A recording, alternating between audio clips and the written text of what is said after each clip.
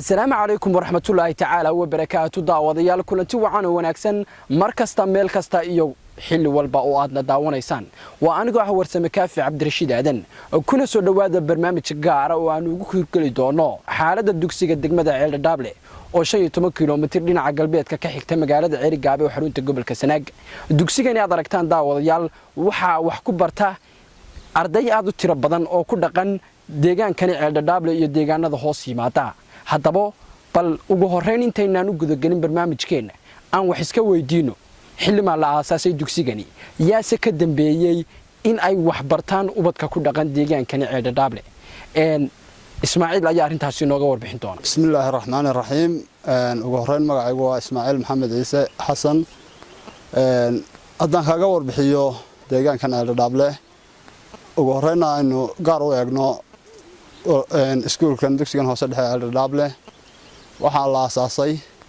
2010kii waxaa lagu aasaasay geedkan aynu fadhino markii labaad markii laamiga halka marayay geed xagan inaga xiga ayaan uga yar durugnay fikradda waxaa asaaskeeda lahaa in ardayda deegaankan waxbarasho hesho aabe Maxamed Ciise Xasan oo markii uu halkan 2009kii aasaasay 2010kiina ku xigtay inay iskuul noqoto muddo badan cadaadis wuxuu naga saaraa wasaaradda waxbarashada laakiin maadaama aanu anagu ahayn dad wax soo bartay dadkooda inay wax baraan waxaan u horay waqti badan inaanu anagu markaa ardayda wax baro waxa jira iskuulo badan oo deegaamada yadana haddana ardaydaasi waxay ka yimaadaan goobo fog oo iskuulada qaarkood ay nooga dhow yihiin waxay u soo horeen iyagii waalidkooduba markay arkeen ku qanceen waxbarashada taalla iskuulkan Ceeldhaable waalidiintu u soo bedeleen ardaydooda inay iskuulkan u soo diraan intan area Yifle iyo Ceerigaabo u dhaxaysa waxaanu nahay iskuulkii ugu horeeyay ee soo saaray aid dhibaato badan way jirtaa waxa farka Roomo maalin laguma dhisin balaya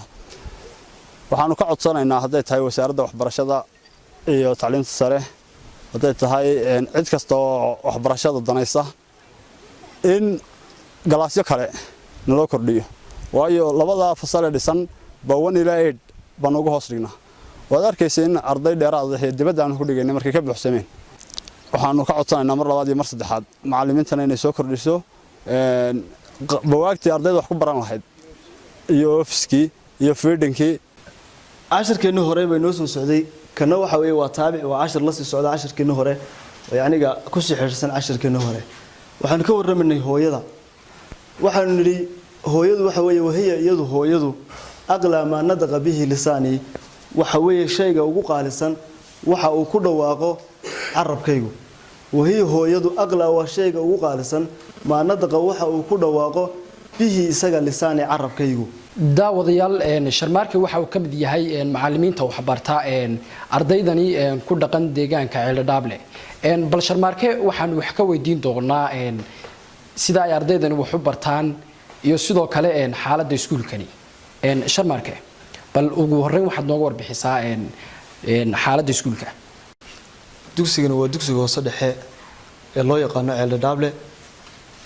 primary and intermediate school waa iskuul ka jira deegaankan Ceeldhaable ee Ceerigaabo duleedkeeda ah waa iskuul leh inta iskuulada dugsiyada elementary-ga iyo primary-ga inta leeyihiin yacni 8 galaas leh oo ardayda halkan fadhida waxa weeye iyo ardayda galaas kala fadhida waxa isugu jirta uula ilaa 8 ardaydaasna ku hayna iskuulka tayadiisa iyo waxbarashadiisu waxa weeye tayo lamida iskuulada magaalada ka jira oo kale ayuu la mid yahay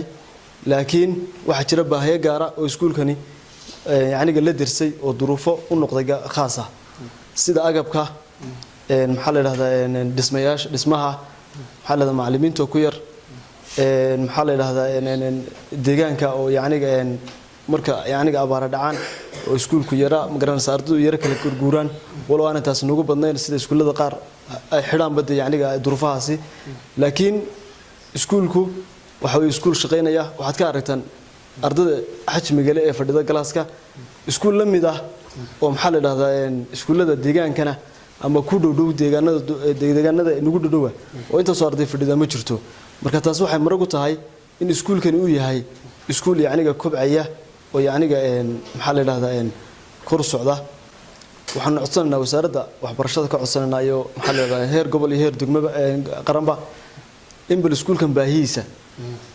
hoos loo eego oo maxaa la yiraahdaa wax wixii la qaban karo iskuulka macallimiin ahaan agab ahaan iyo maxaa la yiraahdaa galaas ahaanba in maxaa la yiraahdaa nalala qabto midhanka ilaa kale waxa weeye yaniga baahiyaha iskuul ka mid ah manhaj ma hayno buugtan hadeer waxa weeye waxaan ka soo iibsanay ergaaban ka soo iibsanay ardayda buugtan u keenay ergaaban ka soo iibinay annaga soo iibinay wasaaraddu wax manhaj noo keenta habeeraati ma jirto marka intaasaan codsanaynaa maxaa la yiraahdaa waa mahadsantiin qolihiina saxaafadda caasha caalam duula saman رمز العلا رمز الوطن عندي أنا iskuulka si fiican baan horta wax ugu baranaa si fiican waxaan ugu baranaa iskuul xiisadaha soo wada qaadataa xiisada waan wada qaadanaa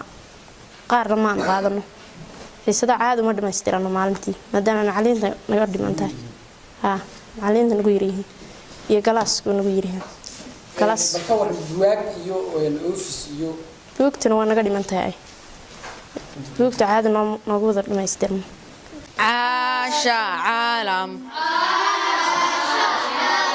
duula saman رمز العلا رمز الوطن عندي أنا waxaan ahay ardaydii soo qaadatay barnaamijkii shaqo qaran ee uu madaxweynuhu mudane Muuse Biixi uu ku guuleystay ardaydii soo qaadatay ee muddada 3 bilood ahayd darar weyn ku soo qaadatay baan ahaa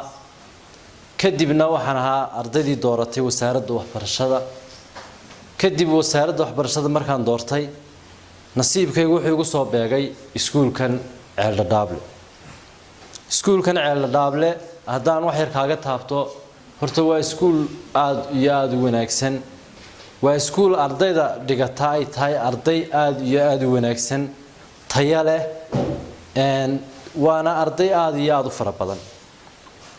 haddaan ardayda ku taabto tiradeedu waxa weeyaan ama galaasyadoodu waxa weeyaan galaas 1 ilaa galaas 8 iskuulkuna wuxuu ka kooban yahay 2 fasal buu ka kooban yahay 2 fasal markuu ka kooban yahay waxa ku dhigta haddana 2 fasal 8 galaas baa ku dhigta waxa dhacda ama sidaad idinkuba aragteen galaaska samuurada 3 line baa laga dhigaa halkaas uu macallin ku qoraya hadduu doono galaas 3 galaas 4 galaas 5 oo kale kadibna waxa jira ciriiri horta xagga galaasyada oo ah ardayda oo 2 galaas way yara adag tahay inay ku dhigtaan 8 galaas oo ah wiilo ilaa 8 taas waa xagga galaasyada dhinaca kale markaan taabto xagga manhajka muddadan kooban aan joogay waxyaabahan ku arkay waxa kamid ah manhaj iskuulka yaala ma jiro ama manhajka buugaagtan wax ka dhigo kale waxaan ka soo iibsanaa suuqan ka soo iibsanaa oo aan soo iibsanaa waxayna ahayd oo ay ku wanaagsaneed in buugaagta la keeno iskuulka oo ardaydu macallimiintuna ay wax uga faa'iideeyaan ardayduna ay qaataan oo buugaagta wax ka soo faa'iideystaan bay ahayd marka waxa weeyaan waxyaabaha aan ku arkay muddada koobnayd aan joogay waxa kamid ah buugaagta oo ardayda aad ugu yar waxa kale oo kamid ah galaasyada oo 2 galaas oo kaliya ah kuraastii oo yar ardaydii oo fara badan dhibaatooyin badan oo iska jiraan oo iskuulka jira caasha caalam duula saman رمز العلا رمز الوطن عندي أنا daawadayaal maxamuud waa maamulaha iskuulkani maxamuud waxa uu ka soo bilaabay inuu ardaydani Ceeldhaable waxbaro geed hoostii bal maxamuud maanta waxaanu nasiib kula kulanay isagoo oo galaasyo wax ugu dhigaya ardayda maxamuud marka hore ku soo dhawow barnaamijka si fiican aad iyo aad baan ugu dhawahay waxa weeyaan iskuulkan dugsigan imikaanu joogno waxaanu ka soo bilownay taariikhdiisa iyo historygiisa haddaan dib u raaco waxaanu ka soo bilownay geed hoostii markii horeysay muddo ardaydu waxay ku fadhiisan jirtay dhagxaanta noocan kuwan oo kale ah ayaanu geedka ku soo xeeranay xitaan anigu waan kula fadhiisan jiray ardayda markaan wax u dhigayo kama dhex muuqan jirin waayo markaan dee geed hoostiisa muurada waxaan ku xidhi jirnay markaa geed muddo ilaa 5 sano ah ayaanu geedka hoostiisa ku soo wadnay maxamuud markaas idinkaa isxilqaamay oo doonay inaad wax bartaan ardayda deegaankani anaga ku dadaalay arrinta in ardayda deegaankan joogtaa inay waxbarasho hesho dabadeedna soo aasaasan soo ururinay marka hore waayeelka meesha ayaa iskuulka soo aasaasay oo ka koow yahay maxamed ciise xasan oo waayeelka markii hore meeshan ahaa dabadeedna haddaan macallimiinta nahay waan ku dadaalay macallimiinteedii ugu horeysay ee waayeelka la dadaalay waxaanu ahayn aniga iyo Ismaaciil Maxamed Ciise ayaanu ahayn marka marba heer buu soo taagnaa markii iskuulka kani markii dambe anaga markaa waqtiga mushahar baan lahayn ardayduna ilaa 5aad ilaa 6aad bay soo gaadhay marka anaga iska soo xilqaanay iminka sidaan ka warqabno galaasya idin dhisan oo dadaal badan iyo waqti badan aad geliseen in ardayda deegaankan wax bartaan bal maxaad baahiyo tabaysaan iminka maadaama galaasya la idin dhisay ma jiraan wax baahiyaad baahiyo badan baa jira waxa jira dee ma jiro ofiskii aanu agabka iyo buugta dhiganaynay ma jiraan hadii la kurin galaasyo kale walba galaas kaliya wada aragteen way saddex fadhiyaan arday galaasyadu samuurada waxaan u qaybsanaa 3 meelood indhahaagood ku arkaysi marka waxaanu aad iyo aad baahiyaas u jira waxaanu ka codsanaynaa in baahiyaha dee waxna la kala qabto hay'adda care labadan galaas bay nagu la dadaashay cid kale oo markaa wax nagu darsatay ma jirto anaga deegaanka ahaan aniga oo Jaamac Ibrahim Maxamuud Cismaan markaan halkan ka hadlo iskuulkan Ceeldhaable aniga oo ka hadlaaya oo ardayda dhigata waalidiintoodii waalidiinta afkeedii ku hadlaaya marka hore waxaan u mahadnaqaynaa hay'adda la yiraahdo care waayo iyada noo dhistay galaaska labada galaas markii hore mid bay noo dhistay ka dambena iyada noo dhistay galaaska dambe macallimiinta iyada gunaysa wasaaradda waxbarashada daryeel aad u badan caruurtu kama ay qabto bawaagta macallimiinta jeebkooda uga soo iibisa miisaska kuraasta waxyaabo caynkaas oo meedhan oo iskuulada la siiyo kama aanu hayno